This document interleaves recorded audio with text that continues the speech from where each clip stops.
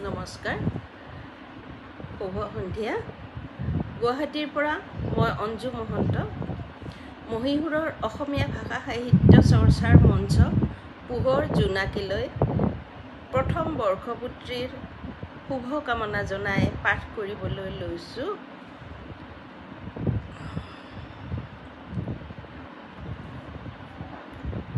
সৈয়দ মুকিবুৰ ৰহমান ইয়াছিনৰ এটি কবিতা। কবিতাৰ শিৰোনাম সৰগীয় সুখৰ বাটেৰে। পানী গছৰ সিপাৰে সুখবোৰ ফুলে নেকি কেতিয়াবা আকাশৰ ইপাৰে। সৰগৰ হেঁপাহত আকুল হ'লে আশাবোৰো উকা হৈ অশান্ত হিয়াৰে।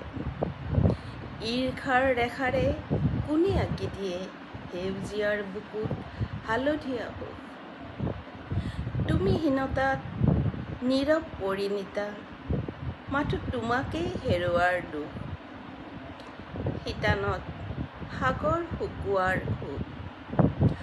ৰামধেনুৰ ৰঙেৰে সৰাপাতৰ ঠিকনাত কোনে উপচাব পাৰে সুখ সফুৰাৰে। যাওঁ বুলিয়েই গুচি গ'লে কুটুমেহে কঢ়িয়াই শোকৰ শুকুলা গহনেৰে। বিষাদৰ ৰাগেৰে আৱহ সংগীত শুনা নেকি কেতিয়াবা তুমি সৰগত। তোমাকেই সুঁৱৰি শোকক নিজৰা কৰি বাজে নেকি এই মৰতত।